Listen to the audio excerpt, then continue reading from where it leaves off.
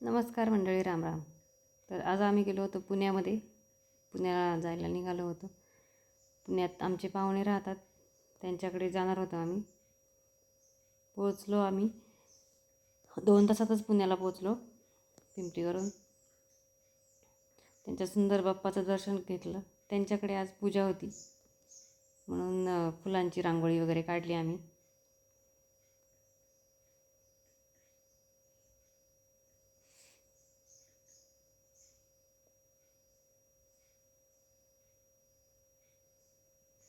खूप सुंदर डेकोरेशन केलं होतं त्यांनी. नंतर पूजा वगैरे झाल्यावर जेवण वगैरे करून रात्रीचे 12च्या नंतर आम्ही पुण्याला गणपती बघायला गेलो. पुण्यात रात्रीच्या 12-1 वाजताच्या वेळी आम्ही पुण्याच्या रस्त्यांना गाडी चालवत होते आम्ही सगळे बाईकवरच गेलो होतो. 4 गाड्या होत्या. पहिले 5 मानाचे गणपती पाहिले. श्रीमंत दगडूशेठ हलवाई त्यांचा मंदिरात नव्हता, समोर डेकोरेशन करून गणपती बसवलेला होता. मंदिर हे रिकामं होतं. इकडे तर मग गणपती बसवला होता.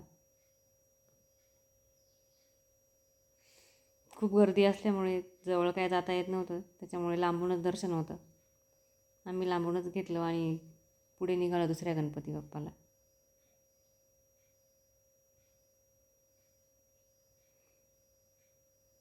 आता हा नवसाचा गणपती म्हणून आहे. यांचं समोरून दर्शन होतं, पण ते पण जवळ जायला मिळत नव्हतं जास्त.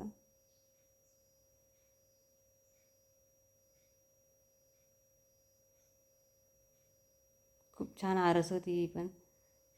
पूर्ण महालासारखं वाटत होतं. झुंबर वगैरे लावलेली छान सुंदर होता बाप्पा.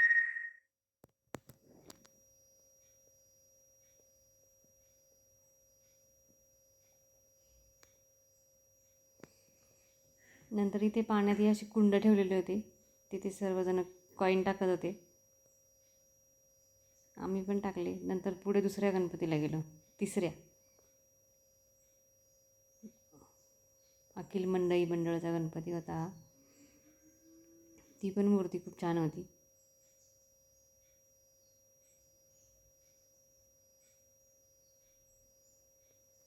नंतर इथे झोक्यावर हे कृष्णकुंज म्हणून होतं काहीतरी, श्रीकृष्ण वगैरे असेल.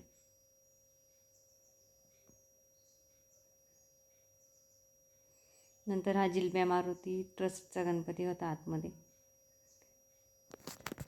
पुण्यात रात्री 1-1:30 नंतरच गणपती विसर्जनासाठी लाईन लावून निघाले होते ते एकामागे एक गणपती सगळे मंडळांचे. हा पुण्याचा लंबोदर.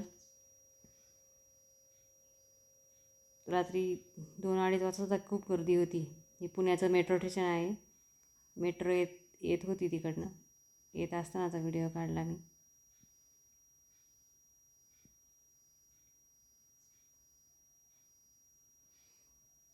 नंतर मग आम्ही घरी आलो. रात्री 3 वाजता घरी आलो आम्ही. दुसऱ्या दिवशी ज्या पाहुण्यांकडे आलो त्यांच्या गणपती बाप्पाचे विसर्जन केलं आणि मग घरी आलो. बाय.